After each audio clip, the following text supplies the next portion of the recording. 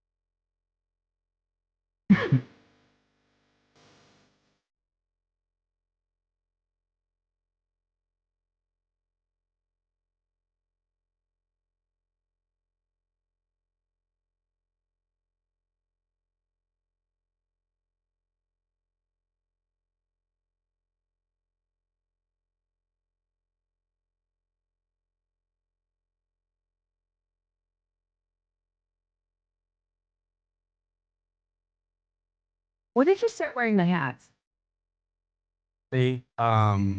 Well, these tall hats I started wearing about 2023.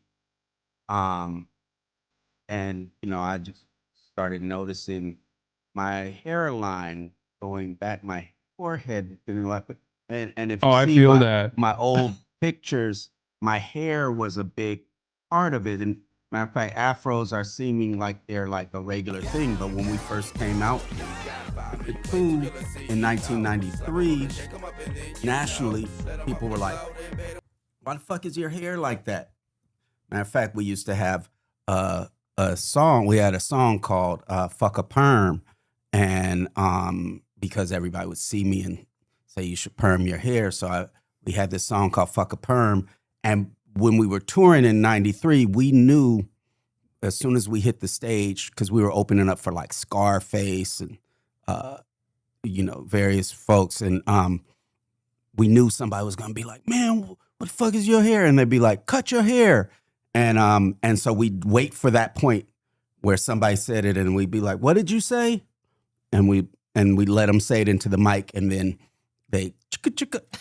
And we go into this song called Fuck a Perm, and it always worked. It always blew the crowd away.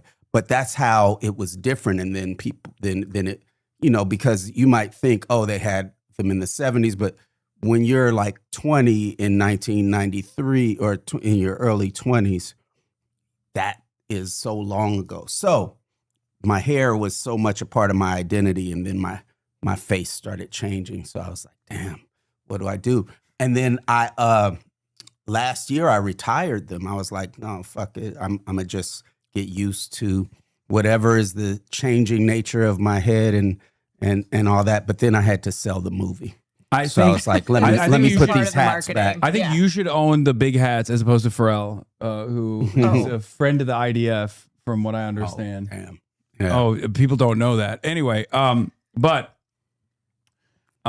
Boots Riley, thank you so much for coming on. I've been a longtime fan of your work and a sympathetic ideologue to your worldview. Oh, thank you. I love that moment where I think it's Amy Goodman that says like you're a what did she say? She says you're like a socialist. You're an no. She says you're an anti-capitalist. Yeah. An anti-capitalist is a way for one, at the very least, to not talk about what the world is that we want to create, but two, to kind of just be like, I'm against people buying stuff from corporations or something like that, which is more can be very, very liberal. And sometimes it's just anarchists being like also suffering from some of the anti-communism that we've been fed as we grow up. So they don't want to say communist, so they want to say anti-capitalist, but it leaves the door open for all sorts of shenanigans. But you've been a communist since 15, like an avowed communist. You do not shy away from the label. I joined, and let me be specific, because now I would say communist with a little c, but I was communist with a big C because I joined an actual party, which is what is actually going to be necessary for us to make a revolution, is for there to be parties. And I was in a party called Progressive Labor Party. I joined when I was 15. And so I kind of had this same goal in my life. And at a certain point, I decided that wasn't the route for me to get there, was that particular party. But yeah. Yeah. Great. I mean, I admire your courage, even though it shouldn't be courageous to say the truth. But unfortunately, that's what it takes sometimes in a country like the United States, especially the heart of empire, to stand boldly and proudly and continue making art. I wanted to talk to you about agitated propaganda, because in many respects, that's precisely what I try to do as well. In a very different format, obviously. It's not an artistic expression usually. There is a performance element to it, to what I do as well. But I think one of the issues that I see, one of the major problems that I see in America is that the American working class lacks class consciousness. And that is by design. It's a design of the system, obviously. And it is a war that the capital owning class has waged, and quite successfully, if I may myself. And I think that art plays a formative role in agitated propaganda. Do you also agree? Do you feel like your live work? I'll put it like this. I was an organizer, and when I started to see how art could be used, that's when I decided to do art. I wasn't like, I want to be an artist and what could I talk about? You know, it was only because of that. And so that direction, and also it came from me seeing how much culture actually affects how people see how the world is made, how people think they are in relationship to the economic system we're in. I had a point where after we made our first 2 albums, because when I went into it, I was like, we're gonna do 2 albums, we're gonna go multi-platinum, and then I'm gonna spend that money on revolutionary headquarters around the world or whatever. Well, we didn't go close to platinum. And we had How to Kill Your Landlord. Yeah. But here's the thing, and the thing is that the art and even the ideas that I express are ones that I was seeing that people liked and people were attached onto. And I've had many, what you see that I've done is in the face of a lot of people working against me, right? But there's contradictions where, there'll be somebody at a radio station that loves the music, but then they're told by someone else, oh, we're not playing that, right? And there's been all of those things where people come to me years later and say, hey, your song was the most requested song on our station, and they just wouldn't play it. So I think I naively was like, well, people are going to like it. It's going to grow. And so our first album was Kill My Landlord. Our second album was Genocide and Juice. And we had this song off Genocide and Juice called Fat Cats and Bigger Fish. And Fat Cats and Bigger Fish was as much of a hit as we could have had.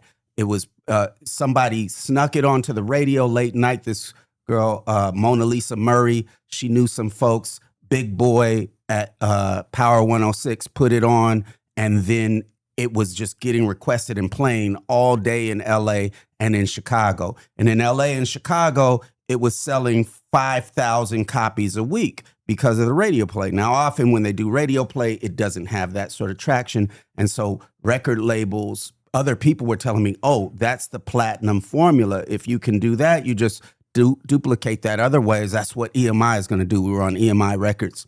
Anyway, EMI bought the record whole hog from the indie they were working with, Wild Pitch. And we got excited. We were like, they bought it. They bought the second half. They were 50-50 partners. They bought it. So, and we're doing well on the radio. So obviously they're about to take it wide. And they bought it. And the next week they were like, we're not working it. So I got depressed. I was like, So they bought it to kill it. they bought it to kill it. And so I was like, damn, what am I doing? At that point, I was 24. And I was like, I've been wasting my whole life being an artist. Like, what am I doing? And I stopped, and we made an organization called the Young Comrades, which was a Black organization organizing in the Black community, but with a class analysis, right? And with the idea of getting that out there. And that imploded for various reasons after a few years. But during that time, that's when I worked telemarketing, because I knew I was good at that, and I could do that one day every 2 weeks. And, you know, I didn't have kids yet, so we were doing that. And then but my point is, I'm sorry, long way around to saying, while we were doing that organization is when I especially saw what I had left behind, that people were joining or not joining campaigns, sometimes based on a song lyric or something they saw in a movie or something like that, because people are taking in information all the time. That's for most people, that's their literature. Right? Wasn't there that group in Baltimore that saw Sorry to Bother You and then Oh yeah, so many years later.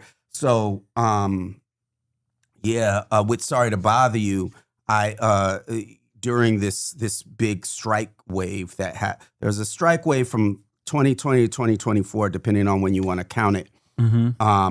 That was measurably the largest strike wave in U.S. history since the 70s, with thousands of work stoppages and strikes, and not necessarily through the known unions. Yeah. It was. There were wildcat strikes in like Oklahoma, for example, that were not like sanctioned technically. It was an explosion born out of the material conditions that people were saying enough is enough. Like, we have to do something about it, and they had just demands. Yeah, and a place that tracks that people can go look is paydayreport.com.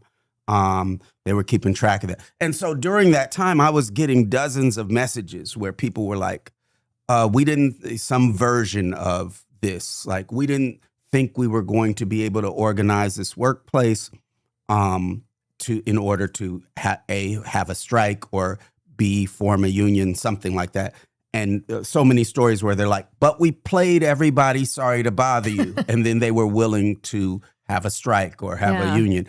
And then one specific anecdote was in Baltimore. There was a couple of people came and told me when I went there that they had a 60-person workplace, and they were going to do a show of hands vote on whether to have a union or not. And they thought they were going to win, but they thought it was going to be by the skin of their teeth. They had organized pushback, and they said when everybody was supposed to show their hands to say whether they wanted a union or not, to say yay, somebody in the middle of the crowd yelled, "Equisapiens, let's be out." And then everybody laughed, and every single person raised their hand. And so those organizers were like, wow, you know, in that case, they hadn't played it for them, but everybody laughed because they knew the movie, you know. So for those who don't know, Sorry to Bother You was your directorial debut in 2018, starring Lakeith Stanfield. Mhm. And I read a story about how you got the script to him. This is after he had done Get Out, social commentary, was really big in horror. He was on the rise, and him, getting him to be a part of your film, which you come into Hollywood, which I would love to talk about your experience as one of the few self-avowed communists. Like, you do not shy away from that label. You proudly bear that label. Yeah. Trying to get a film made that is a radical critique of the capitalist system, but also with your very, idiosyncratic style. You love surrealism. Yeah. You love dark comedy. So, like, what can you talk about that process? Yeah, well, transitioning I to making films. Overall, in hindsight, this is what I can say.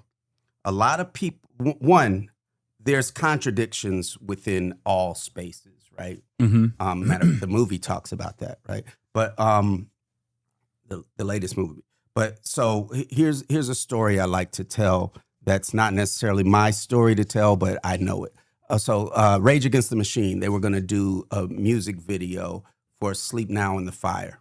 And it was going to be directed by Michael Moore. Their whole idea was, hey, we're going to go on Wall Street, play loud, get arrested, and that's going to be the music video. So they go, they play once, nothing happens, some security doors close, they play again, and people are kind of looking, nothing's happening. The third time they start playing, they start hearing this noise that goes, rah, rah, rah, rah, rah, rah. They don't know what it is. It's just getting louder.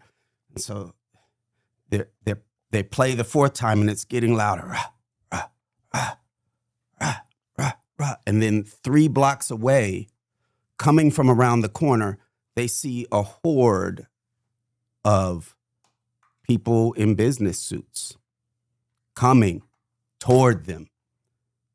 And they're the ones that are going, rah, rah, rah. And they're getting closer and closer. And as they get closer, they're still playing. As they get closer, they can tell what that noise is. It's that horde of people in business suits who obviously work on Wall Street saying, suits for rage, suits for rage. And there's that contradiction. They're saying it in the thing. They're saying, we're suits, we work on Wall Street, we like what Rage Against the Machine is saying. And I think that has to do with, in general, that most people in the world, and even in the United States, wish that the world was different. Mm-hmm. They want the world to be different. They and if you told them the ideas of communism, which I often will sum up in general as the people having democratic control over the wealth that they create with their labor, right? And real democratic control. So if you told them those ideas, most people would be like, I'm down with that. But also most people, because they have not seen a movement, they don't know what the plan is, they would be like, I don't think that can happen. I would like there to be a different thing, but I don't think that can happen. And they're like, plus I went to school and now I got to get a job. Yeah. Right. Yeah. I'm in the machine. So I just have to keep following. And so there's a lot of people. And then there's other people that are even more naively in that machine where they're like, oh, it's just a marketplace of ideas and blah, blah, blah. So there's all sorts of things. And then you have the hardcore ideologues that are like, fuck that, stop this. So at that point when Sorry to Bother You was getting made, I think the politics, because a lot of people didn't know the difference between a strike and a protest. Mm-hmm. I think there were people that on the outside that mistook the politic for being liberal. And so it was granted a little bit of grace in certain ways. And then there were people on the inside that were telling me the same way, like, oh, I'm really a radical. I just have this job. I blah, blah, blah, did this in college. I blah, blah, blah. And luckily now because usually, they would be like, luckily now I can work on something I believe in. So we had that combination of things going on. And at the same time, when I wrote the movie, Trump when I wrote the movie, Obama was in office. When the movie got made, Trump was in office. So there was this idea of like, oh, we need like quote unquote protest movies. Mhm. So all of that combined with the fact that most people that read the script also got distracted by the horse dicks.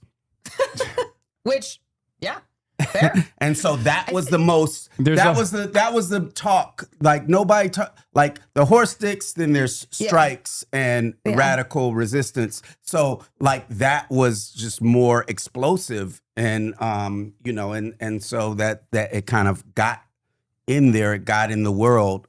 And we actually didn't have as much pushback against that as we do with this one. Do you feel like surrealism aids in maybe sheltering that message a little bit, not dampening it in any way, but allows big production houses to be more comfortable with a much more radical message?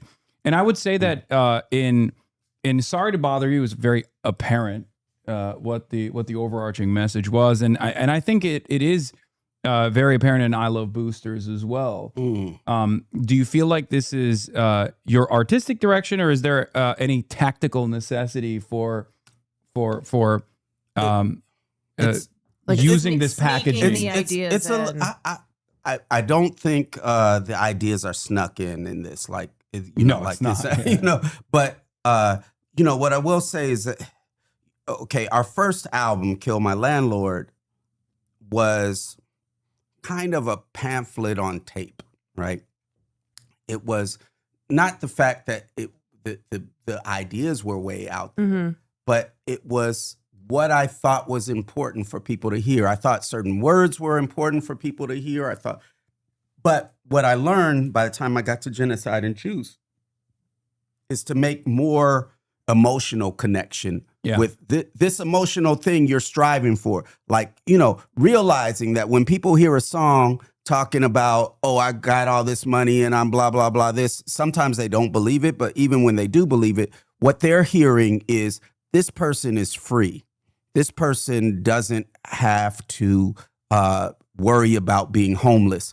I want that. And that listener has not come into contact with the movement. And that's Radical's fault, right, for that.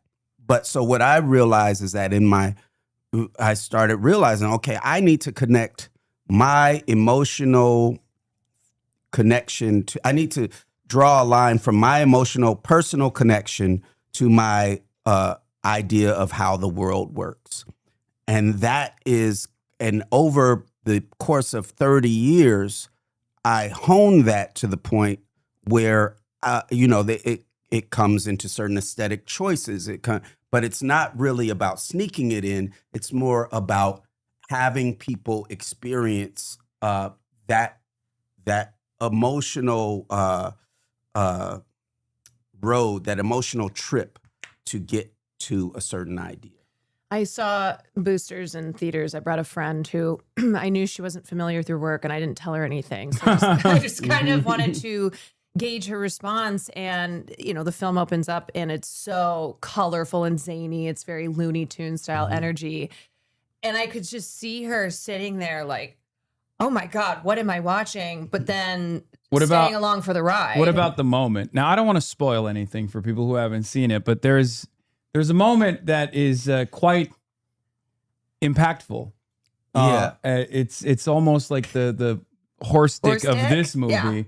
How did your friend react, if you don't mind me asking? I mean, laughed and also kind of just went, is this really happening on screen? Because there's so much that you put into your films. And I think audiences have gotten used to watching a lot of the same repetition. And I think there's, this whole relationship of like, how do we get people into theaters? We'll give them something worth seeing, give them something exciting, innovative, original. So even if you don't necessarily like everything, or if, it's a little confusing, it's still engaging. It's still, it's something that you haven't seen before, and certainly not in today's landscape. So at the end of the viewing, I was like, what did you think? And she goes, that, I mean, it was awesome. And also then she was asking me some more questions about like dialectical materialism, which let me just say, having Isa Gonzalez chain smoking a vape with her like 90s style thin eyebrows, giving a speech on dialectical materialism is so awesome. Yeah. And it's such a great way for people like my friend and others who they're not going to go watch like a professor talking about it. They're not going to go necessarily read Marx to start off with. So that's their introduction in this film that is so joyous and colorful. And I think that's something about your work is that it's not, I think it's easy to lean into cynicism, you know, especially as we are looking at this world and trying to push for change. Like it's easy to get cynical, but I think with you, there's such a radical optimism, and especially Boosters. I felt like that was your most joyous work, because I've seen Virgo as well. Yeah, no, I think I'm a Virgo. So what I did when I was 15, what I was doing, what made me join the Progressive Labor Party was they had a program with the Anti-Racist Farm Workers Union in McFarland and Delano, California, Central California Valley, where we were organizing farm workers. It was a group that had broken off from Cesar Chavez because they were communists, and they formed their own union. And I went as a teenager to help them, and they were they had been students in 1968 in Mexico who had left to save their lives, but didn't want to just become professors. They wanted to carry on the revolution, and so they went to they went to Central California and started this thing. But the point is that through that, they weren't just talking about organizing at this one ranch or organizing even the whole valley. They were talking about that in connection with how this sort of a movement can build and spread and become the class struggle, the class conflict that we need in order to actually make a revolution. So also during that, I realized that you could come and scare people about everything that's going on, talk about how fucked up everything is, and people will get mad, but that doesn't make them want to do anything. That makes them feel righteous in not doing anything sometimes. And what I understood early on was that people need to be able to see a way to win in order to get involved with stuff. That optimism and real optimism, not just like everything's going to be okay, one day we will prevail, blah, blah, blah, but something connected to, and that has to do organizational wise, that has to do with engaging in winnable campaigns.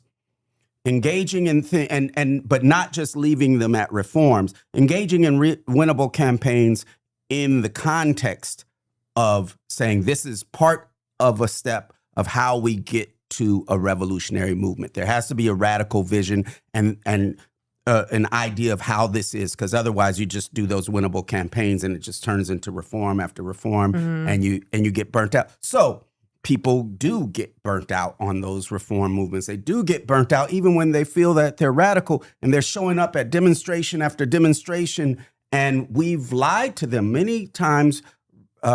Radicals and radical organizations unconsciously lie to people, because we've been, since the beginning of the New Left, saying we took it from demonstrations used to be whole industry workforces coming out.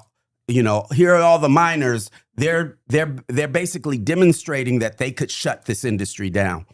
And then by the 60s, and I won't go through my whole spiel on that, it turned into the demonstration being the be-all, end-all, and it being about spectacle. And so definitely things that I'd been a part of in the 80s, 90s, and even early 2000s were like, let's get a bunch of people on the street and then and now don't get me wrong, spectacle is necessary for people to see that other people agree with them. But without a plan, people just get burnt out people are like, damn, for the against the Iraq war, we had 10 million people in the street. Yeah. Right? It didn't do a damn thing. But because we didn't have a mass militant radical labor movement that could shut down industry. I think that's the most important aspect of this is that obviously it takes all fronts to develop a mass movement. You do need to protest, but then you also need labor. You need labor militancy. And you also, I mean, you even need some semblance of even like the electoral route within the bourgeois democracy that a lot of people, I think, cast aside as like neutering these sorts of movements. And I understand that argument, of course, but it doesn't hurt to have people that are in the halls of power that can at least ease up the tension. It's not the end all be all, and I never think it is. But one thing that we're working on, or at least I've been working on now, and maybe you'll disagree with me on this, is by way of the Democratic Socialists of America trying to elect anti-Zionists into positions of power. Not to say that will that their radicalism won't get effectively neutered in the process, but at least trying to have like some workings of a movement within the halls of power, and then using the platform of elections to at least spread the messages far and wide. Because I think regardless of my criticisms of Bernie Sanders, his 2016 electoral run, this insurgent campaign that he launched against Hillary Clinton, exposed this dynamic between Democrats that were very clearly invested in the continuation of neoliberalism and not any different than the Republican Party was when it came to material changes, versus a Democrat that did not shy away from the moniker of socialism, which I think restarted or created a resurgence of a socialist movement that went far beyond what Bernie Sanders was advocating for. Yeah, I would say this, that definitely there's times in my life where I was like, and I do still believe this, but just that I think it's all about the energy of the folks involved. Like sometimes what we would go through is this cycle where we're building this movement. And at one point, let's talk the early 2000s, you'd have this anti-war movement that built up and people were getting to a place like, what do we do? And considering, shutdowns, things like that. And then an election would come up. We got to get Kerry in, things like that. And then people would be lying. Radicals that I knew were lying to people saying Kerry was anti-war and saying because they just had to do it to get Bush out. So, but the point is that all this energy, those movements turned into just electoral movements. And the thing that was interesting to me is that I don't remember which campaign it was where I did say that people should vote for Bernie. It must have been the 2020, yeah, and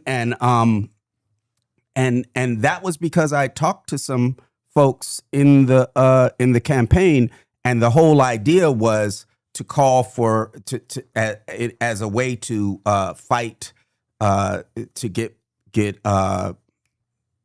Medicare for all was going to have to be from those platforms, from a presidential platform, to call for people to strike and shut down the areas of folks that weren't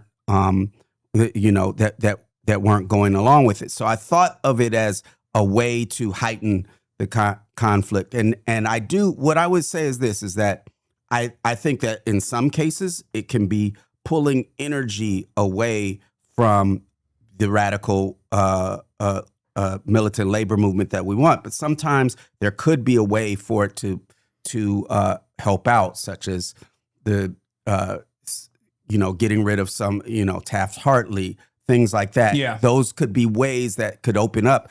The thing that I think would need to be how it would need to be put out is a thing that doesn't say, because the problem with elections sometimes is you say, this is the answer. Let's get our thing and I've seen even radical organizations do stuff, and so I'm a little bit more open to that. But what I will say is that the only way for that to really be able to be things to be in tandem with each other is with an actual party, with an actual revolutionary party. And I do see that there are inside the DSA, there's more radical sections than others. But I think that we also, we need parties. We need people that are dedicated to figuring out this as a strategy, and that being part of a larger strategy.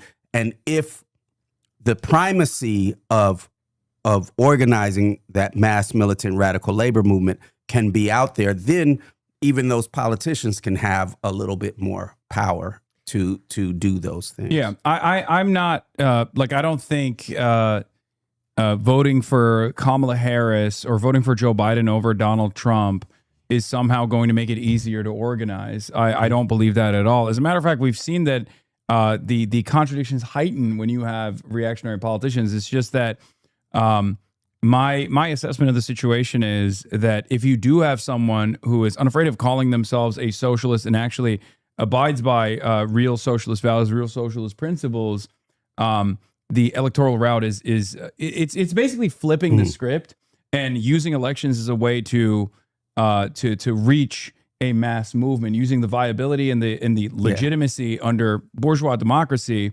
to reach the masses and maybe foment some kind of class consciousness, understanding that it's not the end all be all. As a matter of fact, it's not even the most consequential aspect of organizing. Well, and since you talk about fomenting class consciousness, I think that sometimes electoral politics is the thing that confuses people on class consciousness, on a class analysis, because the question is how does power work, right? Yeah, and how do we express our power?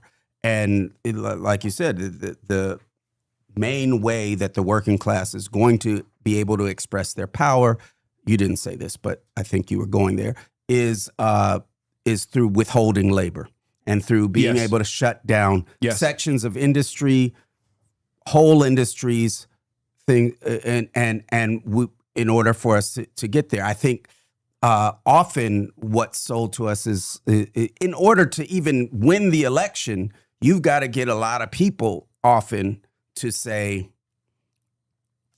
this is a game changer. This guy's a game changer. And so therefore I gotta, like that. And it becomes a letdown afterward, because people have been spending that time not doing not organizing on their job or anything like that. But if you're saying that there's a way to do both, then I'm all game for that. That's my method of change, and this is controversial amongst many leftists as well, who will routinely criticize me and say that I'm like dampening revolutionary potential, and I'm an impediment to more revolutionary politics. Which I think I've seen criticisms of your work where people complain it's not revolutionary enough. Similar with Hasan, where they're like, he's not leftist enough. But the idea, I think, is that having this funnel where Hasan is not the revolution.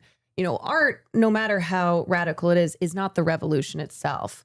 But I think there's the purpose of inspiring that collective action, of like appealing to a wide audience, to the mainstream, to inspire that organizing and that collectivism. Now, here's what I always say is, like, if you do have a mass militant radical labor movement, it doesn't matter who's in office. You can make them do whatever you want. So that's why that's primary to create, because, so for instance, obviously, you've talked about the port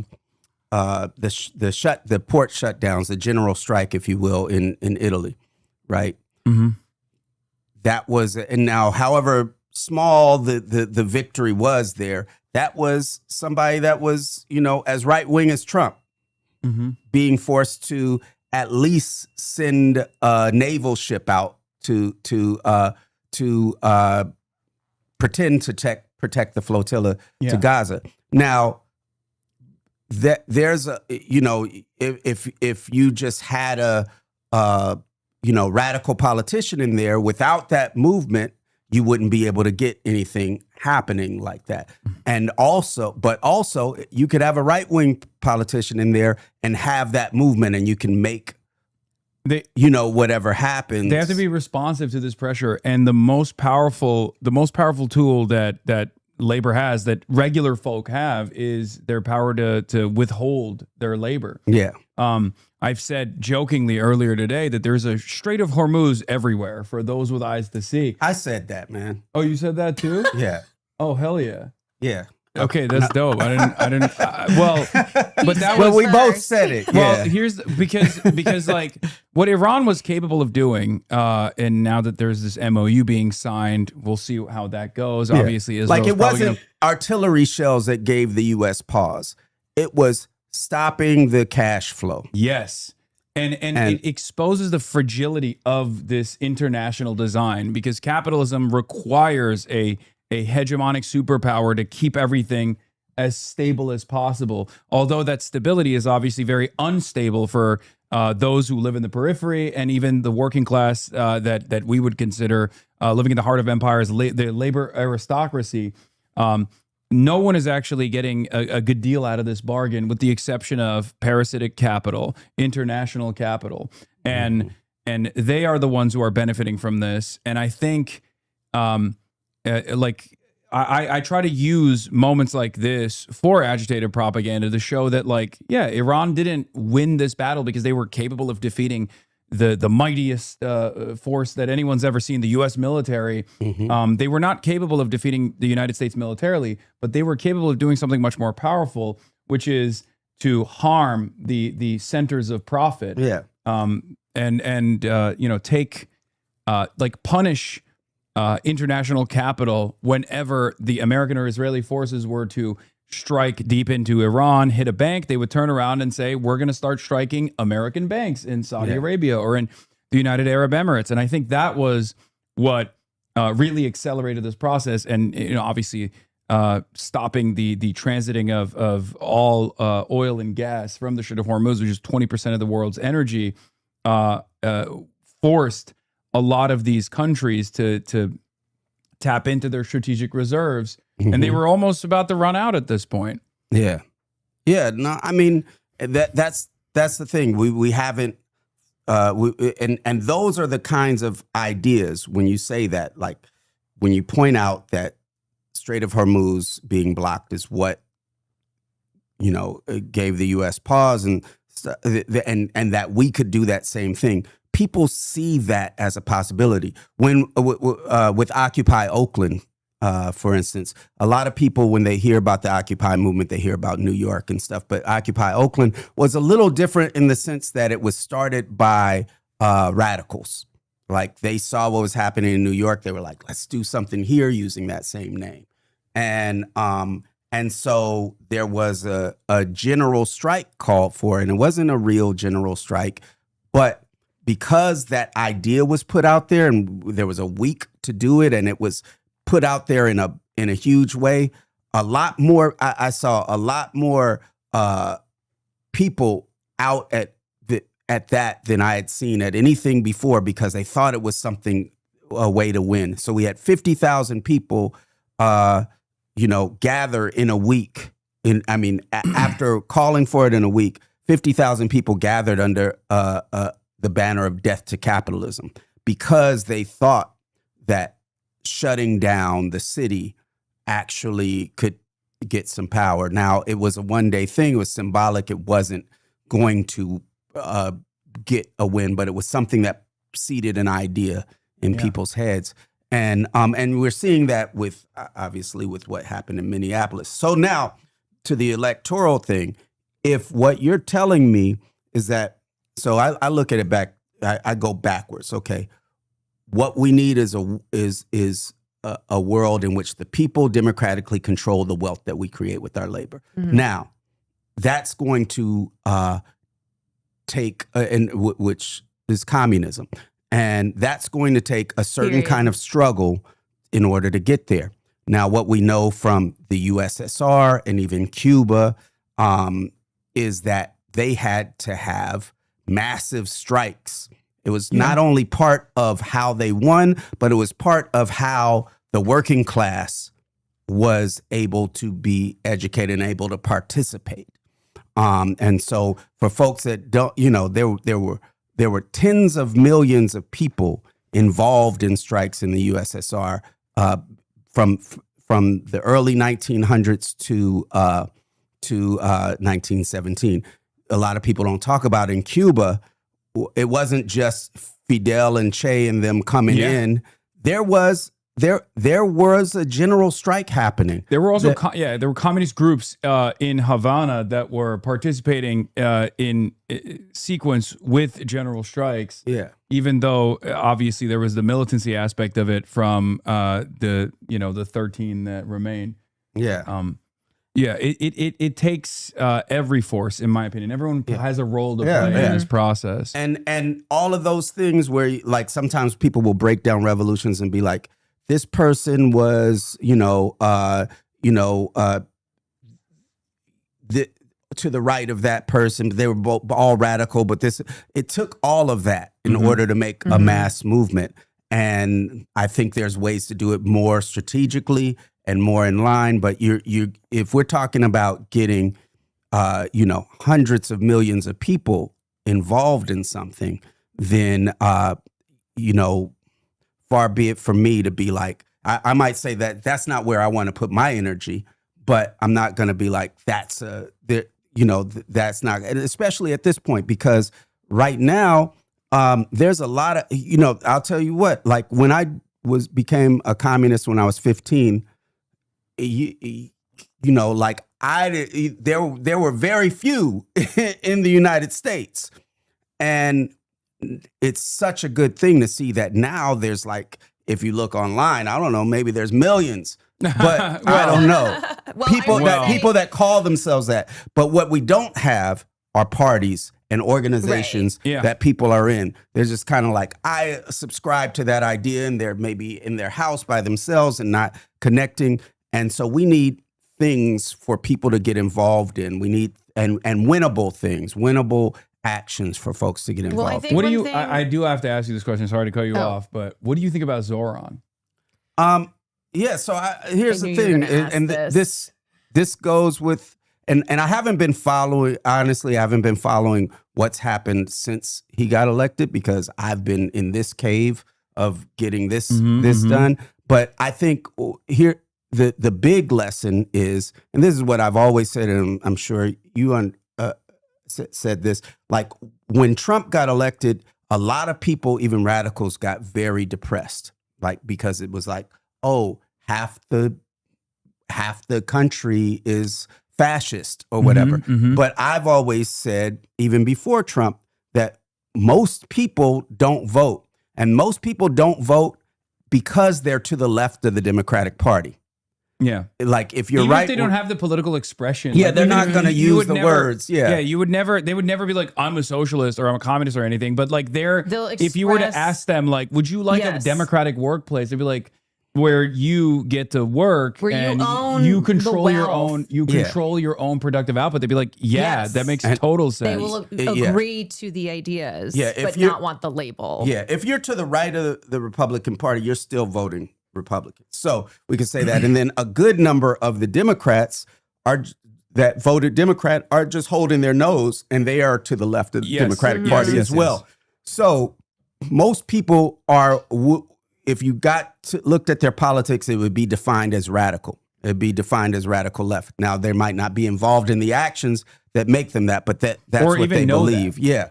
And and that's a large part of what I do with my art is that, after that first album, it was all about, I'm putting these ideas out there. I don't care what words I'm using. I'm not talking to if you listen to my stuff, a lot of people said that our stuff wasn't political even in the 90s, because I wasn't talking to people that thought they were revolutionary. You have the exception like the guillotine and things like that. But a lot of my stuff was just talking to people where they're at. Now, with Mamdani, it proved that everybody wants, it proved how against Israel most people are, and how how much people hate the genocide that's happening there. Yeah. So that's one thing. But it also proved that people want these ideas. People want a world. They want they might call it socialist. They might call it whatever. But they want this world that has been demonized. And so someone coming out and just being straight about that got people to vote that never would have voted before. Got people to vote that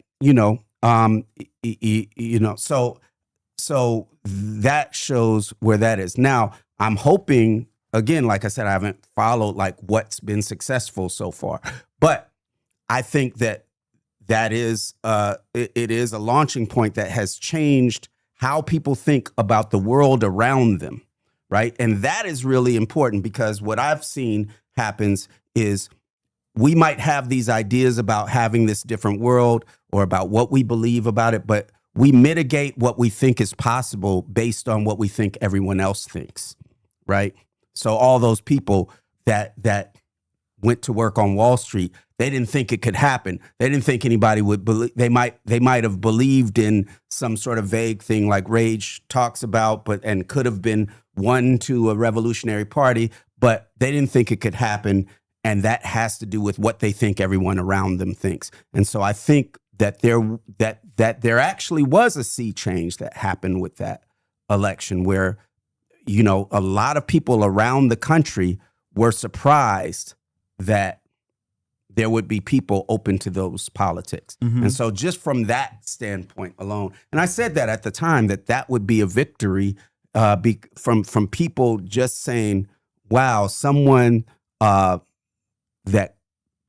calls themselves a socialist and has these policies, has these ideas, wins. It changes what people think can happen all over the world. Yeah. So, Can we talk about what we mentioned briefly earlier? So your role is as an artist in this system.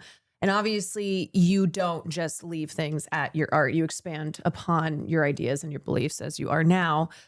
But I wanted to discuss the kind of, the paradox of creating communist art in a capitalist system. I know there had been a little bit of noise when you were promoting Boosters about Annapurna's involvement. And look, Boosters is a $20 million budget. You intended this to be seen by as wide of an audience as you can, right? This is a film for normies, not somebody who's, read Engels and Marx. And this is for a wide audience to be exposed to these ideas. So talking about, yes, you are making communist art in a capitalist system because capitalists have the money. Like that is who you get funding from. And here's and just to, because I'm sure most of the people watching know what the noise is that you're talking about. So just to put it out there, like the nature of U.S. capital, the reason that Israel exists is so that U.S. hegemony can have a stakehold in that region. So when you're talking about hedge funds, when you're talking about huge capitalists, they've usually got a stake in as far as in investing, investing in the infrastructure of Israel, investing in military weapons, things like that. It's so when you look at, for instance, the main stakeholders in everything, because we're talking about the entertainment industry, you're talking about the main stakeholders in all of these studios, things like that. There's a couple big ones. One is Vanguard, which is a fund that invests in things with capitalists. Another one is BlackRock. They are major stakeholders in Netflix, in every major theater chain, whether it's Cinemark, AMC, all of these things. Even before Ellison bought Warner Brothers and stuff, they were the major stakeholders there. And they, for instance, each of those have given something like $10 billion to the infrastructure of Israel. So backing up, when we first signed to EMI, Wild Pitch EMI, EMI was this huge, and this, we're talking about 1992 when we signed it there. EMI was this huge corporation that had its hands everywhere, right? And you know, because I've decided that what needs to happen is we need to create this mass militant radical labor movement in order to have a revolution. I never subscribed to the liberal idea that you get involved, that we just need better capitalists there, that we need to have more the better women capitalists. Yeah, or we need to. My whole thing was it all has to go. So a lot of the times, you know, we would always hear like all sorts of stories about this capitalist is the worst one, that capitalist is the worst one, because it hides the evils that the rest of the ruling class does. And that it's just normal, you know, like when we did Sorry to Bother You, people kept being like, oh, it's about the tech industry. And I'm like, no, it's about capitalism itself. Like there's Steve Lift in Sorry to Bother You was not a tech person. He actually manufactured goods, right? So, you know, coming out of being an actual revolutionary, I never had the sense that, oh, what I'm trying to do is figure out how to have collectives and work with something. No, I'm trying to get on the channels that everybody is on. When we had that almost hit, when we were on the radio in LA and in Chicago, it was almost certainly going to be played next to a Coca-Cola commercial. Sure. Right? It was almost, you know, my point is I'm trying to get to the people that I can get to, that I can't get to on my own through slanging my tapes out of the trunk of my car. Right? I'm trying to do that. So, but what's interesting is there's been a weird attack on this movie. And so I wanted to say that first about the general idea, like every movie that was out in the theater when ours came out had was connected to more investment in much more investment in Israel than ours. Matter of fact, our movie got attacked and Passenger didn't get attacked. Passenger is wholly owned by Larry Ellison, by Paramount Warner Brothers. I'm obviously not saying they should, but it's interesting that this is the movie that's about this, that has the attacks thrown against it. But not any of the hundreds of other TV shows that all these folks watch. I mean, I think, are we on YouTube right now? No, we're Amazon. So I was about to say, Twitch. this is Amazon owned Twitch. Yeah. And the reason why I'm smiling is because this is the exact same line of attack that I hear all the time from people. Can I ask you a question? Well, let's say this. Or you, after you finish your YouTube point. gave $32 billion to cyber security for the IDF.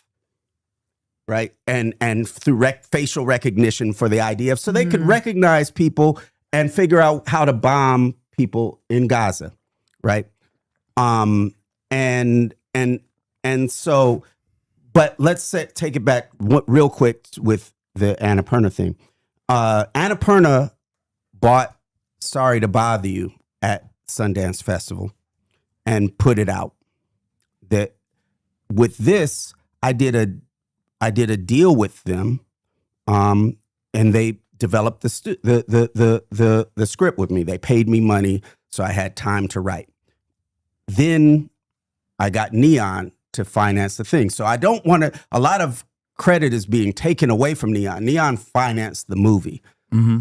The amount that Annapurna put in was less than 1% of the budget. Now, Annapurna, let's talk about, and this is only to talk about how weird the attacks are, because they're not attacking this stuff that is a lot more connected, but they're attacking this, and I think it's because of right-wing bots seeding these certain arguments against the movie because of what the movie says, and then people unwittingly taking them up because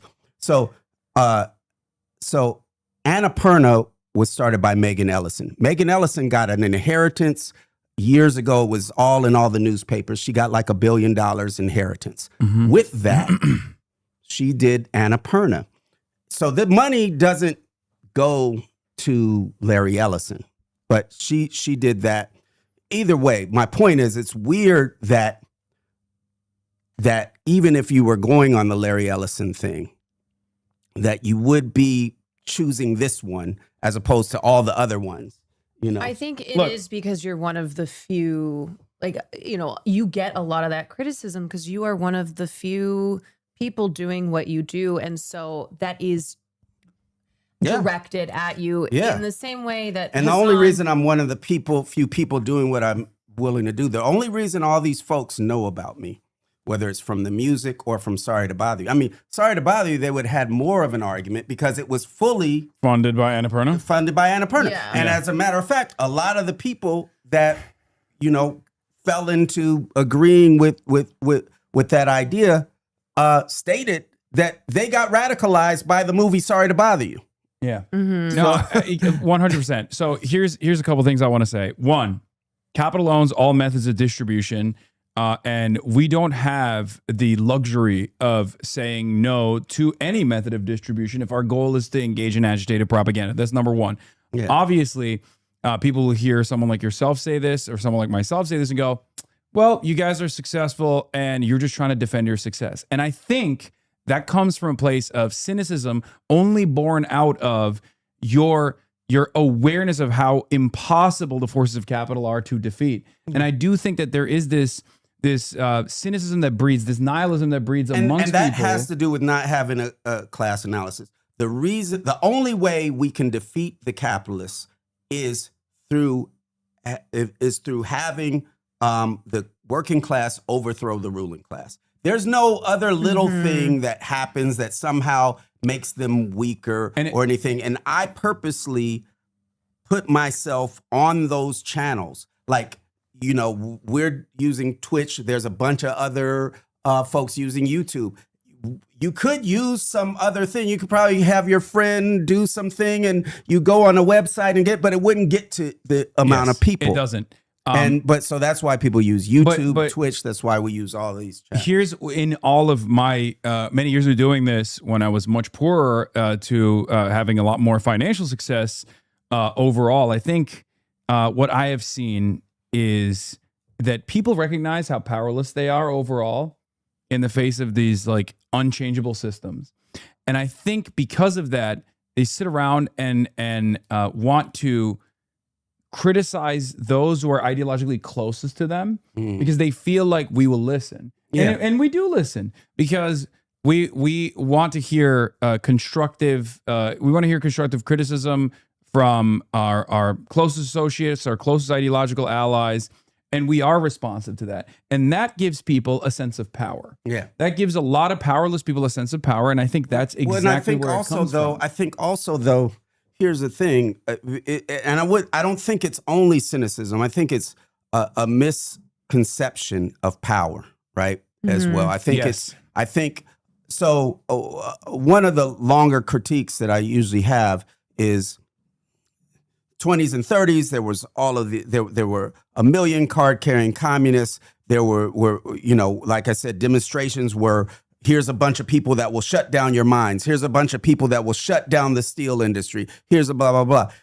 There was a united front against fascism in which the biggest radical organization in the world, in order to get the U.S. to fight Hitler, they went underground. But when the war was over, people were still underground. So all of a sudden, these folks weren't communists anymore. They had been open, many of them, but they were progressive. And so then you were able to have the House Un-American Activity Committee come in the 50s and be like, look at all these people that are saying they're progressive. They're really communists. Yeah. And they had been hiding, whereas had it been 15 years before, people would be like, I know they're communists. They told me they were communists when they brought all these people to help me not get evicted, right? Yeah. So then you had a breakup of the biggest the biggest radical organization in the United States with however many members. They broke up over those sorts of attacks, but also over their unresolved feeling like the critiques of Stalin weren't handled well. Now, they broke up and they formed a bunch of different little organizations that became the New Left. One of those organizations was Progressive Labor Party, which I later, 20, 30 years later, joined. And the New Left had a different take on it. They were like, fuck that, we're revolutionaries. Fuck that, we're radicals. But they stopped organizing on the job. And I'm speaking in generalizations and leaving out a lot of shit. They stopped organizing on the job and moved to universities and cities only, and left all these places behind, where in the 20s and 30s, places like Utah, Montana, these were hotbeds of communist activity. Alabama, right? Hotbeds of communist activity. All of a sudden, not all of a sudden, but through this time, it then became about students. And for the first time, in the 60s, you heard the students are the revolution, the youth are the revolution. That had not been historically accurate. The only time that was accurate was contemporaneously in China with the Red Guards.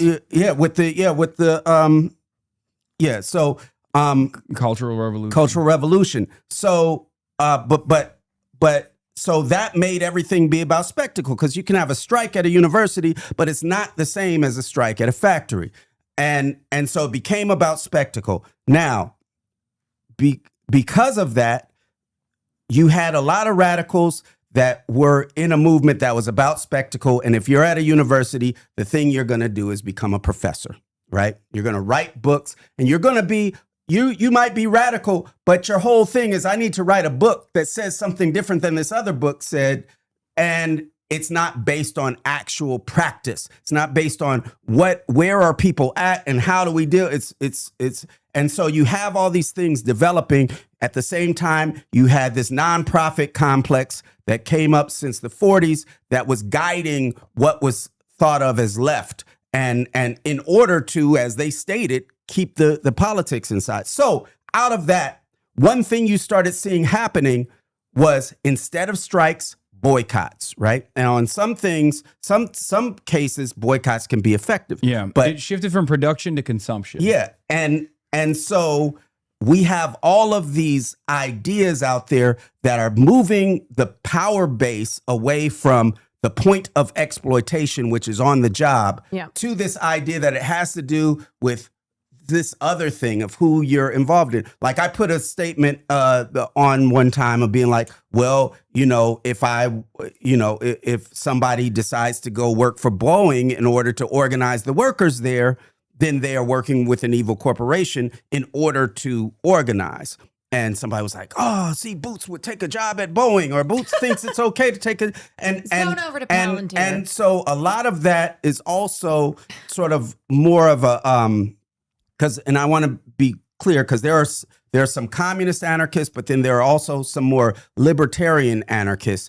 And this sort of idea that kind of came out of the 80s with the punk scene that was very much against class struggle, against what actual class struggle was. And we have all of these ideas that has led to confusion about because some things are interesting projects, like people would go make communes and be like, we're going to live collectively, or we're going to do a prefigurative thing, and we're doing this way. And that's interesting as a way to talk, but doesn't build the movement that we need. So when we're talking about all this stuff, and so then you have all these sort of liberal things. Slavoj Žižek talks about it a lot, like where you could go and you could buy a Starbucks thing, and it says, made from fair trade coffee, and you feel like that's better than this other thing, and you feel like you're doing something. So we have this politic that has moved us away from actual class struggle into a liberal politic that says that, hey, if you use Hulu instead of Netflix, then you're doing better, or something like that. And it's also because we don't have a movement that people can plug into. So you got to subscribe to some idea that says you can do something about things. And because we don't have that mass militant radical labor movement, or and the parties that are forming it, people subscribe to these ideas of the lesser evil in capitalism. And I think I'm a Virgo, really, I appreciate how it explored corporate saviorhood and like the performativeness of corporations. And I think you're right. And overall, looking at the cultural scene, it does really feel as if there has been an overall chill, not just from Trump's second administration, but when you look at artists in the 60s, from Woody Guthrie, Pete Seeger, to filmmakers like Jean-Luc Godard, they were much more explicit in their Marxist, Leninist, communist ideas that they were putting into their art. So I feel like there is the fact that, excuse me, but One Battle After Another being the biggest film of the year, people holding that up as like a revolutionary movie. No, it wasn't, in my opinion. But I think it was a good movie, though, to be fair. I liked it. Its politics we don't need to get into that film on this. Okay, look, all I'm saying is it was fun to watch. Definitely. Yeah. But the politics of it, yes, left much to be desired. It's interesting because since I'm such a PTA fan, I read the book first, I didn't finish the book, but I was trying to, because it's a long book. Yeah. But I started getting worried because the book is way more right wing than the movie. And so I see what he did there. In the book, everybody's a snitch. Every hero, either you're supposed to relate to the snitches.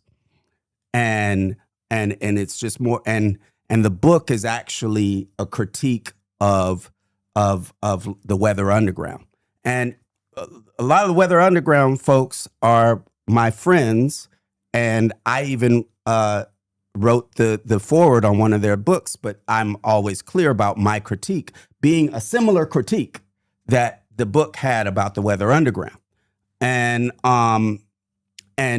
so, but the writer of the book is a lot, is just like nothing matters. It's, whatever, it's all that. And he, the book also has like UFOs and Godzilla and all that kind of stuff. And it's more like Kill Bill than the movie is. Now, what I see that he did differently there was take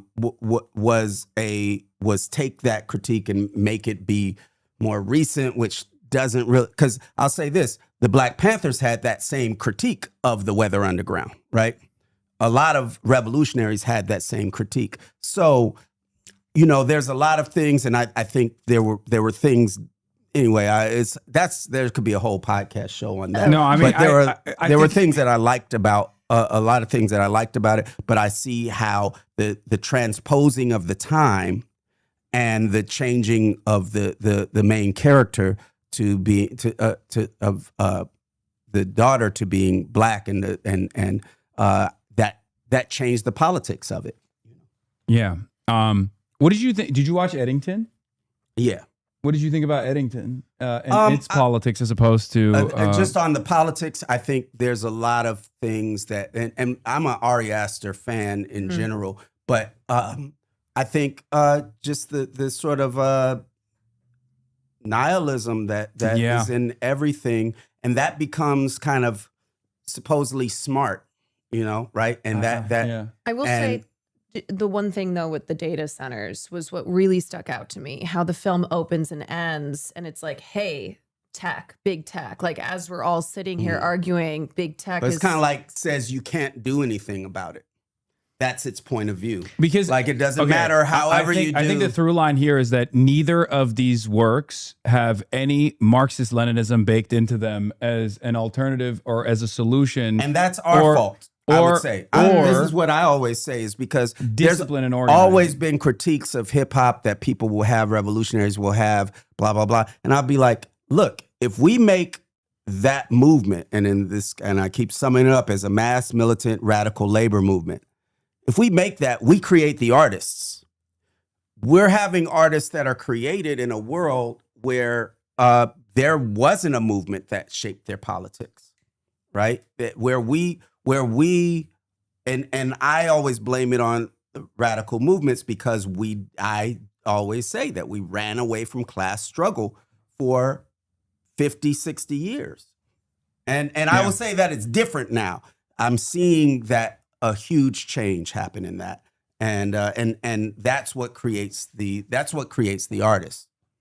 Did you watch No Other Choice? Park Chan-wook's film from last year. I'm trying to remember which one that is. Is it like it's a bunch of people? Yeah. So somebody he works at a paper center. He was working there for 25 years. He gets fired. Yeah, I didn't see that. I started watching. It's great. I'd be interested to hear your thoughts on that. That was one of my favorites of last year, and I think a lot of maybe what people were looking for in Eddington or One Battle, I found, in No Other Choice, with commentary on not just the new tech era that's being forced upon us, which I also would love to talk to you about, because we got Marty Scorsese out here, investing in AI companies. It feels like things changed from when we were striking a few years ago, and AI was a major concern, which it still is. And a lot of people who were saying, fuck big tech, fuck these techno-fascists. And now there's been such a change of tune. Well, I'll say one thing that I did see happening at the time is this idea of experts. And you see it in all sorts of walks of life. So when we were having the WGA strike, and where it was like, we're going against the tech companies, we're putting in a demand against AI, there was a lot of people going around saying, well, we should really be talking to the experts. And who are the experts? OpenAI. I'm seriously, like, people were like, let's talk to this person from OpenAI, let's talk to that person, because they're actually critical of AI, and we should be talking to them, because if you're not one of them, then Boots, you don't know what you're talking about. Right. So I think a lot of people got swayed between now and then. There was a lot of work. A lot of times when we think about these movements that we're creating, we forget about the fact that there's counter movement happening, and that people are organizing against these things, and that the continuing motion is the only way, the only hope we have against that. Because people get organized onto the other side. And you know what? It was Daniel Kwan, I think, who said, we might not know tech, but we know art and the industry that we work in. And I think essentially what's very frustrating is seeing this just total bending down. So many filmmakers, auteurs, creatives who keep repeating the same script of like, well, it's here, nothing we can do, it's the future. If you can't beat it, join it, rather than any opposition, or even just a, hey, I mean, a few years ago it was NFT, right? Oh, right, God. It right. was, So I know. it was, it was like the same people who were hawking NFTs who are now using the same script for AI. Look, I was around in making music and in the Bay Area when the first .com boom happened, and it was all people scamming. It was all people scamming with this air of expertise. And matter of fact, our fourth album, Party Music, came out on one of the nichemusic.com, and then it got sold to Warner Brothers. But it was they were just using money, and everybody was like, "Oh, you're not smart if you're not dealing with the experts." Same thing with 2008, the crash. Before that, you had all these people talking down specifically to black folks, saying, "Hey, if you're not what they say, economically literate, or you're not you're not financially literate if you're not buying a house." And when I would speak out about it, I would speak out about it publicly, and I'd be told that I wasn't an expert. I don't know what the fuck I'm talking about. And all of those people are the ones that were getting people to buy houses in that whole market. So we have all of this happening, and that's one of the games, is to have to be like the experts say, and that it's inevitable, and that's the way that things are. But we see this all the time, and it's like our memories are shortened because we're gaslighted into being like, this is a new situation that has no connection to all this other stuff. I'll tell you what, I've had people come up to me and say, for instance, that they were on the crew that made those Google VO commercials, and that they shot all that shit.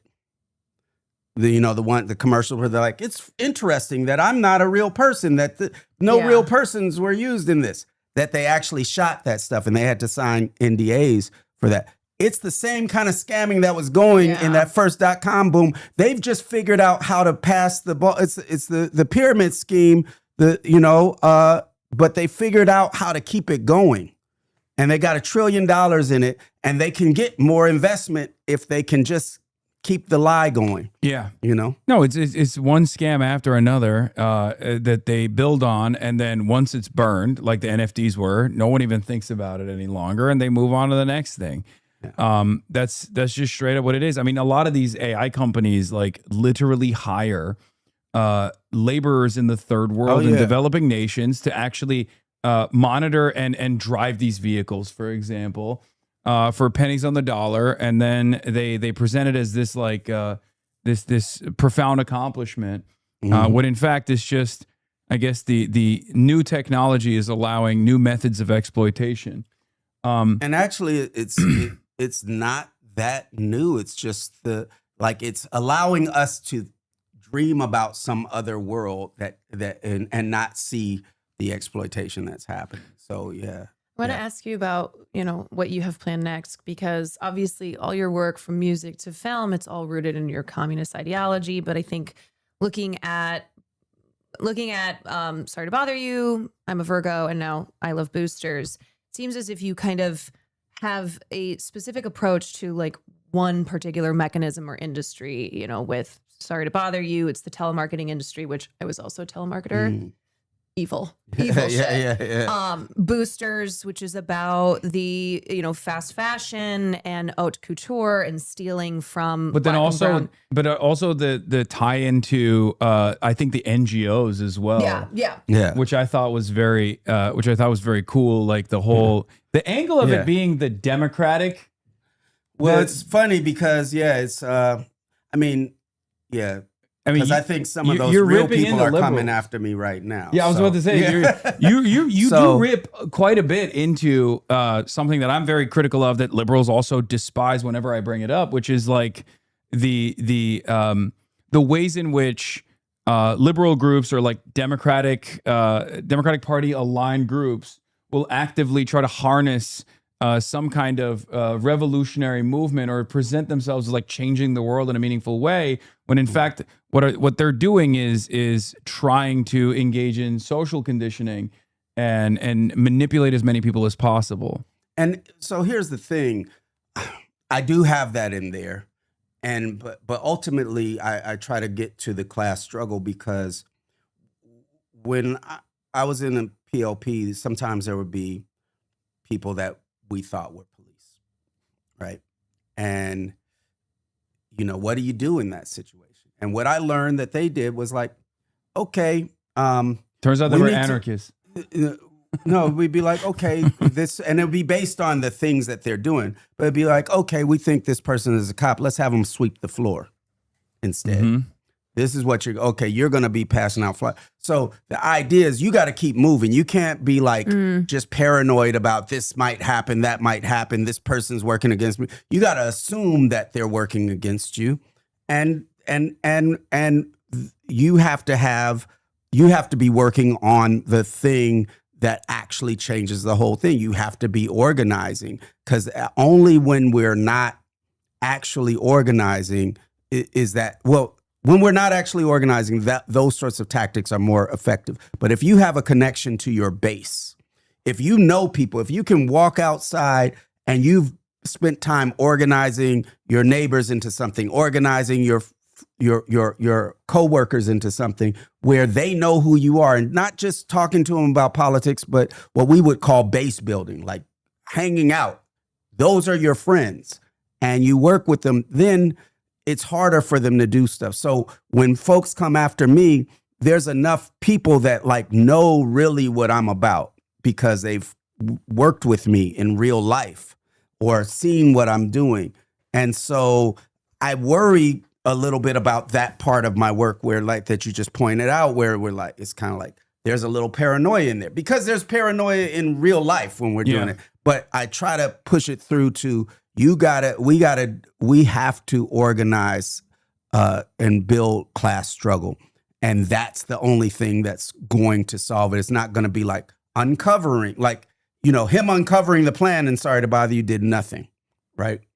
But the only thing that was doing something was building for this class struggle. Caroline, I want you to finish your thought because I interrupted you rudely because I'm a misogynist. But well, I was just asking if you had anything planned next. If there's, you know, you just tackled the fast fashion industry and you know, corporate theft, of course, which is all a part, which is capitalism. What are you working on right now or coming up? I mean, I already sold 2 scripts that I'm supposed to be doing.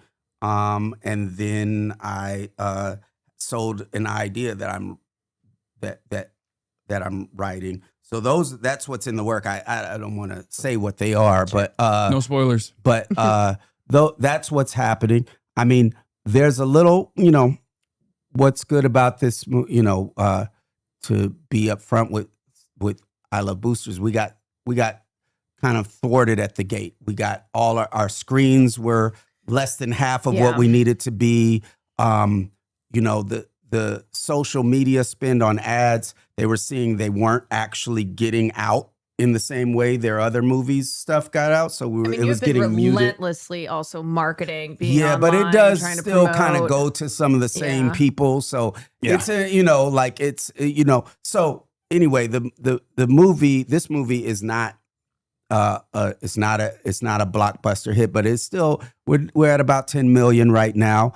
And it's gonna, you know, once it goes internationally, we'll do more, all that kind of stuff. So it's a slog to do it, but it also means some of my ideas that might have taken more of a budget now it's kind of looked at like, oh, okay, this is the budget range. And so all that is just more confines to work with, and sometimes that makes for great ideas. So for instance, with I Love Boosters, a lot of it should have been a much more expensive movie. And one of the reasons it looks so awesome has to do with us figuring out how to make the few shots that we have work and look awesome.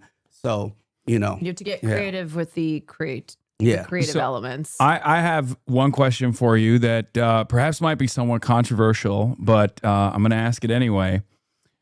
What's your perspective on socialism with Chinese characteristics? Because I did see labor exploitation being prominently featured not only in the United States, but also in China as well. And there's a real element of that, which was still tied back to, tied back to American capital. If you see, exactly. It's workers of the world against the U.S. capitalists right there. And if you see in the movie, the factory owners stole the device. This is whatever. Spoilers. You're spoiling it. This factory owner stole the device from the Chinese government, and there is a line between the factory owners and the Chinese government. And I do, look, if you listen to my music, I talk about Mao and those ideas a lot. And, exactly. The East is red. And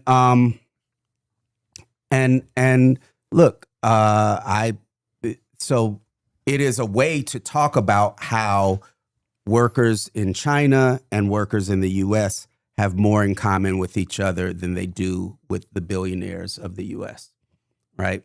And I don't think that you could look at the movie in an anti-China way, and that's definitely not the That's not the ideas that I had in there.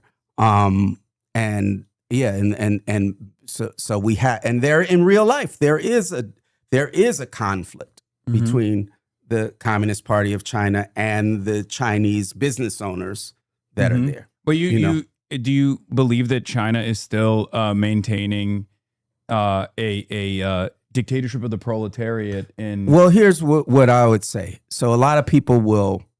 There was a interesting part of that discussion when the Annapurna thing came up, which was, is Boots Riley making communist art?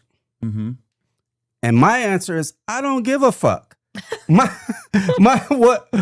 I don't care what you call it. Yeah. What I'm trying to make is something that gets people to want to make a revolution. Would you say black cat, white cat, as long as it catches the rat? Oh, I don't know. Is that what? Because one of my favorite. Deng Xiaoping. Okay, yeah, I don't know that one. Yeah, no, I would. Here's the thing.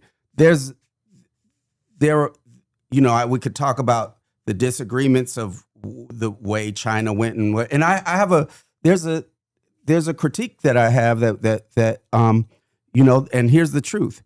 A lot of what folks in Tiananmen Square were protesting for was to be able to be managers of sweatshops, right? So that was a real conflict that was happening there. They put it as freedom and democracy, but the specifics of the reforms that they were asking for were those things. So there's conflict, but that doesn't mean. I mean, I would say this: that in China they're way more free than we are right now. You have even some of the lapdogs of anti-China propaganda, like what's that artist Ai Weiwei, even admitting now that the U.S. censors way more than China does. He's back now. He's on the Chinese side now. Okay, yeah, that's what I'm saying. So the thing is they have healthcare, they have housing. If you look at when you see the China, and there was a struggle around that just because certain people have ideas of what does housing look like in China. Now, I happen to subscribe to all the Instagram things where they're like, "Let me show you my house," and then that. So I was like, "No, this is like they've got an apartment." So in the sense that I think we see we see that there is exploitation of those workers because they're in a capitalist exchange with the U.S. fashion designer that exists, but they're not in squalor. The question is, and the same thing with us. We might not be in squalor, but we have a struggle to be had over the wealth that our labor creates and the power that comes from that. The power So, and when I say our, I'm not in the working class anymore. I'm used to speaking from that term, but I'm saying the U.S. working class. Now, so yeah, I think that there are a lot of things happening in China that have to do with them trying to survive in a world that's launching imperialist attacks at them. And similarly, what are they getting for their people, and where's the road that they're going to? That's really the question, rather than what is it labeled as. You could be like, technically it's this and it's that. Have you been? I don't really care. No, I've only been to Hong Kong. We just recently went, and it was an incredible experience. I mean, it was a really interesting moment for me because it's a lot of my commentary obviously revolves around anti-imperialism, and I talk extensively about like the ways in which Americans are propagandized about like everyday Chinese existence and what the Chinese Communist Party, the Communist Party of China, represents, and seeing that in real time is truly, it was a profound experience, I would say. And one of the reasons that, I'd recommend China is picked in the film that is because that where we are is we need to know that we have that I didn't I could have picked another Asian country or something like that. But it's more that in the sense that we do talk about heightening the conflict and accelerating the situation, that comes from us having a knowledge that there needs to be solidarity between them. Yeah. I don't know how involved you are in the casting, but I love Poppy, who's amazing. Yeah. I also had read that you were one of the first people who reached out to Melissa Barrera after she faced consequences for speaking out early for Palestine. You offered her a role in Boosters. What is kind of your process in working with people, and now 2 films that you've done in a series? Are you drawn to people, or is it kind of a necessity that you align with them, that they understand fundamentally what you're trying to do? And you've worked with Lakeith now twice. I think people obviously they have to be down, and it's not like and they have to be at various levels. I mean, doing music, you'll see all the people I've done songs with. Most of them would not call themselves a communist or even a socialist at all. And but there has to be some mutual respect there. And I've never so I don't only work with people that have that same viewpoint. But that being said, for someone to be involved with my work, there's a lot of places they could go to get a lot more hype around in their career. So they're making a choice when they get involved with the Boots Riley project. And part of that choice is, at the very least, I see what he means. And I think that's a good thing. They may not want to take that into their own life and do something with it, but they're exploring, they're interested in that. So I, and really I have to make it work. I mean, I think, it's great that Poppy has a lot of similar ideas as I do, but it also wouldn't have worked if she wasn't just an amazing actor. Yeah. Right. It would, so I have to, I will say though, I don't even necessarily know though if Keke Palmer, Demi Moore, these are people who are not short on work, but there are definitely people who you have in your cast who have been blacklisted for speaking out on Palestine, who I know, either reading interviews with them or just understanding the state of Hollywood, are not getting as much work because of their politics and because of the movements that they are publicly expressing support for. So I do feel like a Boots Riley vehicle is kind of one of the rare opportunities in Hollywood to be a person who is outspoken, who's not afraid to stand up to the Zionist machine, but may then be facing issues with getting opportunities. So you're kind of a rare haven for that. Yeah. I mean, the thing is, I don't work that fast. So it really is not an answer. So it's not really an answer, Yeah. But I think, the other thing that I'm seeing is, there's still a lot of pushback for this work there. And because there's this veneer that there is no censorship, it happens in different ways. So I think that just out of sort of survival, there has to be other ways to get information. We're all stuck to the internet, and it's so controllable who sees our stuff, and we have to have a way to get things out that cuts around that and does things in real life. Like, I'm talking about flyers up on walls. I'm talking about snail mail. I'm talking about things like that, because it is getting siphoned, and they can make us feel that it's not, because, you could have an algorithm that pushes the same 200 people around you, and it seems like, wow, this is everybody. But it's way out there. With this movie, I got scared in April because I went to Philly and I went to this place called Second Street, which is like a vintage shop. And the staff was like mainly Black, one white girl, and they all had their friends there too. And this is April, and I'm like, hey, you guys gonna see I Love Boosters? They were like, what's that? I was like, it's a movie. You never heard of it? They were like, no. And I was like, do you like Keke Palmer? They were like, we love Keke Palmer. They knew nothing about it. I played them the trailer on my phone. They were like, we're going to see that. Can we go see it tonight?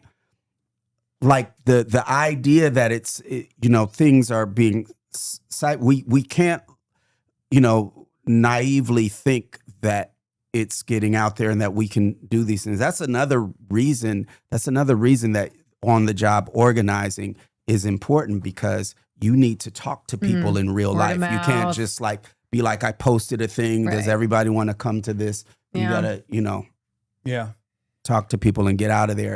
And so I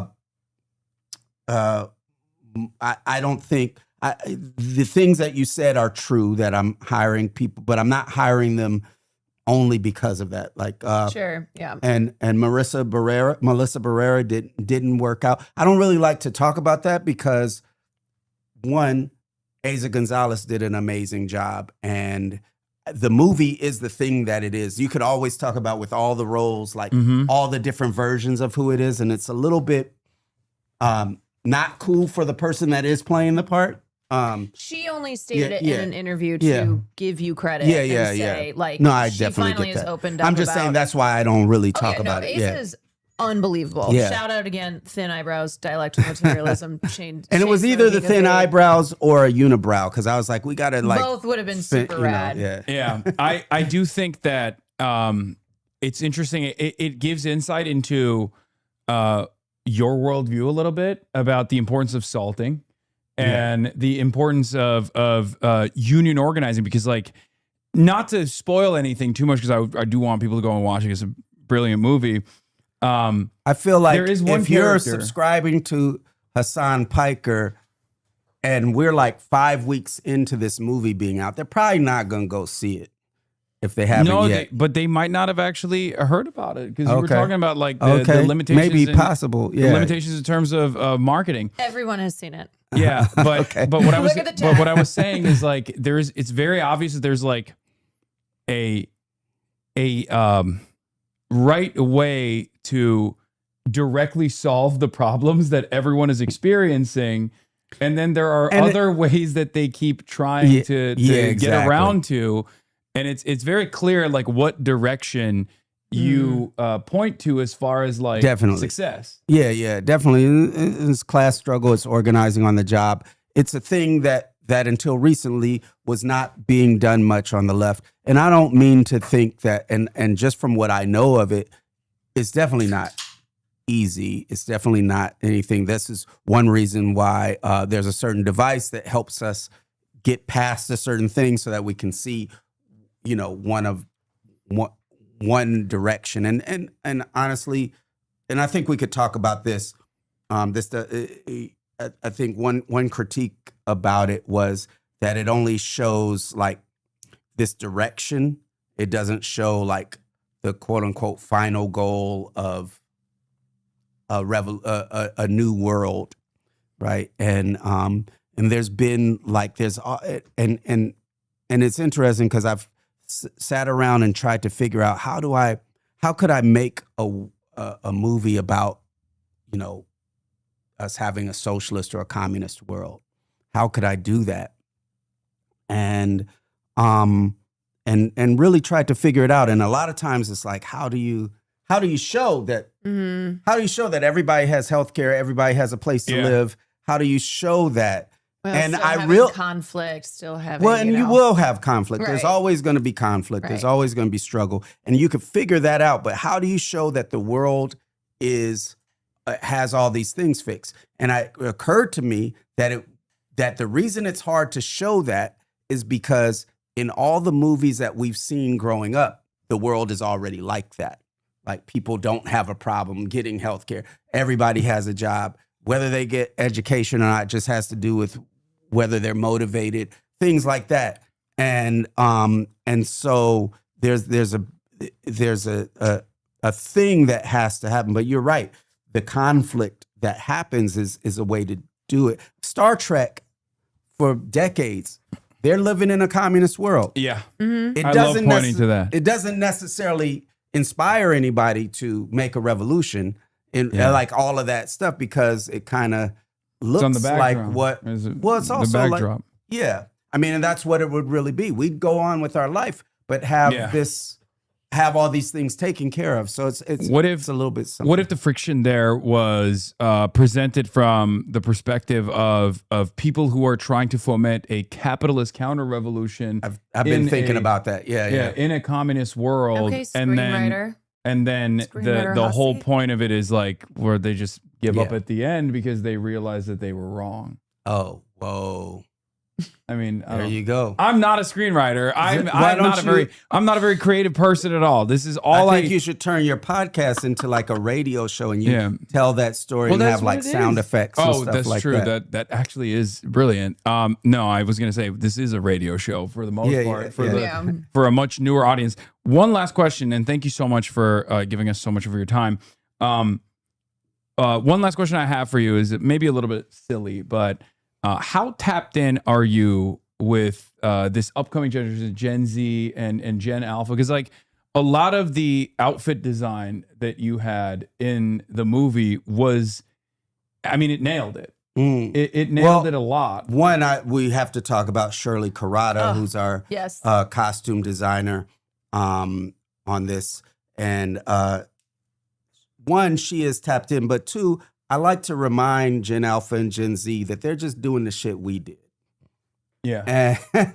And whether it's words or, crashing out. I'm like, dude, we said that shit. You know what I'm saying?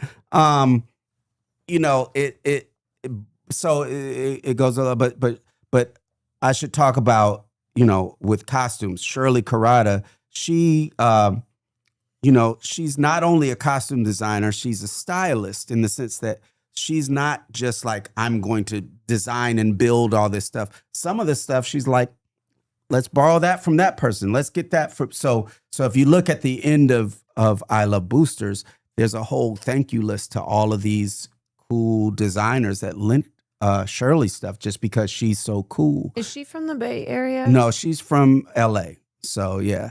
Matter of fact, they have a shop called Virgil Normal. You could go there and get all sorts of cool hipster stuff. And then I lied. That wasn't the last question. The other question I had for you is about, well, it kind of dovetails into this. There's a lot of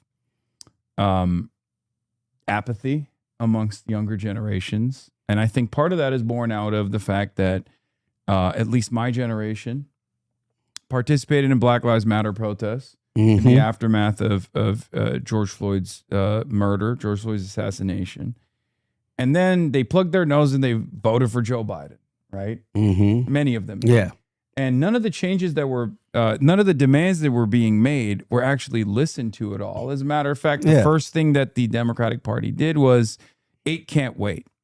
And that was a way to take the very reasonable and just demands being made by the decentralized protest movements that came together and turn it into something much more manageable and much more appropriate, permissible within the confines of the system.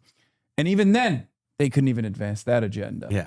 And I think that absolutely creates tremendous apathy because you teach people that you're supposed to protest, you're supposed to go out and vote, and then all of a sudden that, change, that's how change happens. And when they see the change is not happening that way, instead of looking for more radical means or more revolutionary means, they kind of just decide not to participate in the system at all because they say, look, I still got to make ends meet. I still got to get a job. But obviously, this stuff is not working out. Yeah. The question I have for you as a Black revolutionary, as someone who has been in the communist movement, as someone who is organized on those terms as well, what do you think about where Black radicalism could go in this country right now? That's why I asked you if you're tapped into Gen Z and where they're at. Do you feel like there is an opportunity now more than ever, especially with the disillusionment that many young Black men and women are experiencing? Do you feel like there's a way to organize in this? There's a way to bring people back into participating in this process. Yeah, through communism, through socialism. So here's the thing: I wouldn't describe that feeling you're talking about as apathy. I would describe it as them being frustrated with the fact that these methods didn't work and not seeing a way to win. They don't believe in the system. They don't believe in that. And the answer to it is kind of how I've been saying, I don't mean to keep saying it, is a mass militant radical labor movement. And we're seeing the beginnings of that already. It's not just that I'm saying there's this thing that needs to be created. There's the beginnings of that. When we talk about that strike wave that happened, and when we are talking about the things that are going on, people are organizing on the job. People are forming communist organizations, forming and Black folks are forming communist organizations, are joining communist organizations. I see people seeing that we need a way to win. And that can also, some of those organizations can also turn into frustration and burnout when they are not connected to actual campaigns, winnable campaigns. Because the key to all of this stuff is we need to have winnable campaigns. Sometimes, even under the banner of making a mass militant radical labor movement, people are like, we need a general strike. And like, okay, but did you organize to get people involved in something else first, like on the job? So part of these things where people are organizing on the job, where they're trying to get a pay hike, where they're trying to get benefits, things like that, that is not revolutionary, but it's part of a revolutionary strategy, because people have to understand how class struggle works, how organizing on the job works. So we have to have some things where people win, they organize, they reorganize, and they fight, and they go to something bigger. So yeah, they see those victories. They see the fruits of labor organizing. Definitely. I think a big thing that happened for me, and I would be a different person if it didn't happen, is after I joined Progressive Labor Party, when I came back to Oakland High, we organized a student strike against year-round school. Now, it's easy to get kids to walk out of class to protest year-round school. That was like they just handed that to us. And but we won so quick. We walked out. We marched down a couple miles to the school board. They came out scared and read a statement and said, okay, we're not going to do this. And so a bunch of us got drunk with power. We were like, is this how easy this shit is? But that's good. But it's a muscle that you're training. It's also important to have that kind of confidence, because when you build on that. Somebody said student organizing doesn't work. I didn't say it doesn't work. I said that it's not the same kind of a struggle. Yeah. You don't learn the same thing. But here's the thing. Yeah. You just said that it was very easy to get students to, skip school for the day. Yeah. But the reality of the matter is a work stoppage, especially if there is sufficient funds to maintain. A work stoppage is to at its simplest goal is to show your power. Yeah. And then and it teaches those involved like what their relationship is to power, what their relationship is to the system. And when you lose or win, whether you lose or win, you start ending up understanding like, oh, the police aren't just mean because they just happen to be assholes, but this is their relationship. Why are they protecting the boss? Why are they doing you have basically a study group of thousands of people, not only the people involved, but the people watching. And you know, and it has a lot of, that's a lot of what that power is. And it's not, here's the other thing. When you ask someone to get, like, if you're like, hey, can you come to this rally that's on Saturday? People can say yes or no, they agree or they don't agree. But there's a different process going on when you ask someone to get involved with something where they are taking a risk on something. Like, you might not, they might say no, but they're calculating right then what the struggle is, whether they want to take it. And you also end up having to learn how. That's also a difference in my art than other, because I've done that. The way I come at people is different, right? I'm not like, you disagree with me, fuck you, I don't need you, blah, blah, blah. I'm like, I hope I can get that person on my side. I might decide I'm not going to get it, might not be worth my time, so I'm moving on. But you have a different way of working with people.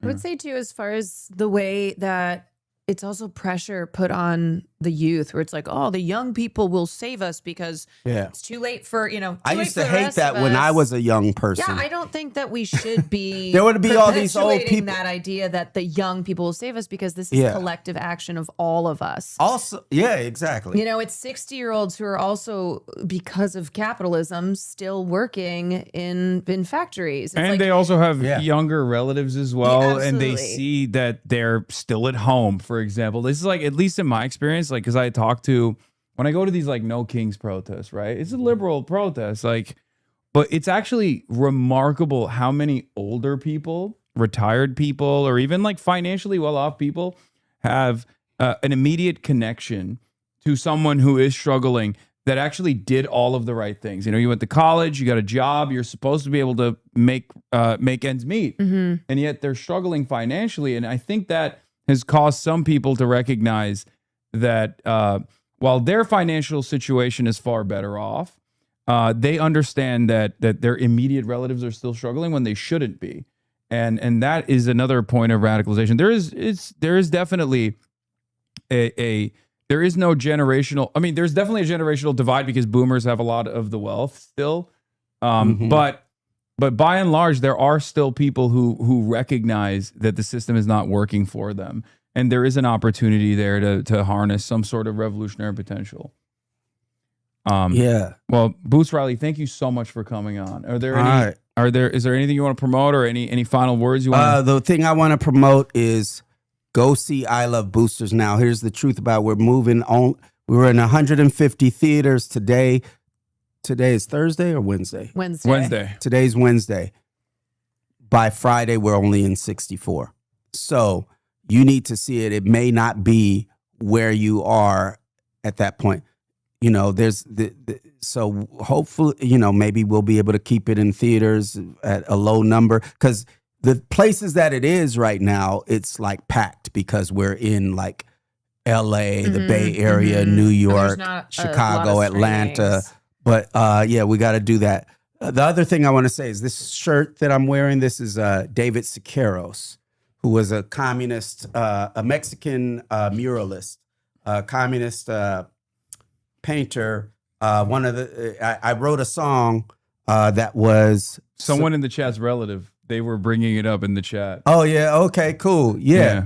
I wrote a song called "You Are Not a Riot." That's an RSVP, an RSVP from David Siqueiros to Andy Warhol. So check that song out. And it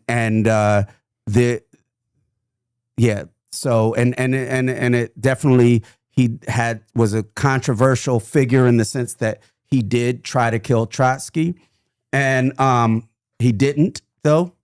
And but he was somebody that was very his passion for his art, because basically that the communist movement was this, and this was somebody in his mind was going against communists. Yeah. But my point is that he also was famous for going to the Venice Biennale in the 50s and pointing at all the abstract artists and being like, you're a CIA agent. You're a CIA. You're a And CIA. it turns out he was right. Turns out he was right about, and He was maybe right. not specifically directly with that, but that's where the funding was to take it away from Maybe he where was right the about communists other. were. 'Cause Maybe he was right about other things as well. Who knows? Much to Yeah. think of. But yeah. All right. All right. All Miss right, Riley, y'all. thank you so much. Okay. This was incredible. Thank you. It was- Thanks for This was having incredible. So nice to meet Yeah, you. great to Thank meet you. Caroline Thank Kwan, you for the everybody. conversation. All right. Does it turn off or do I No, just no. walk out? We'll take a No, photo okay. real quick. I'm Okay. gonna get Still back. gonna go for a couple Okay. hours. Yeah. shit. Did you see this? I was Somebody just Fox News. Hassan Listen, Piker do you claims want Israel has anything no to right to drink? exist Do in you its wanna- current form. Do you want a soda or anything Oh. before you got it? I got just many have different water. diet. Yeah. Many different diet Dr. Do's. All right. I'm going to now run the G7 when we go outside and take some photos and stuff. And I'm going to walk out Boots and Caroline, but we'll be back. How do you not just look at yourself when the thing is on? I do Because there's sometimes. so much stuff I happening. do. I Okay, do 'cause- sometimes. Sometimes I You know do what's that. amazing? He can see how fast this chat is moving. There's probably Yeah, I read 30,000 people. everything. He reads it all. Yeah. He pulls people Thanks out of the everybody chat. for saying thanks. Yeah. We do it. You got, like you got a lot doing of it? fans. Yeah. Got a lot of Oh, yeah, fans they here. love you. A lot of If we want to do it, we appreciators. can do it. How well? We'll do it just as well or right. better. Do it ourselves. We don't need anybody. So we took out Soleimani. One of the biggest events to happen, the Middle East, maybe ever, but they say 50 years, they say 100 years.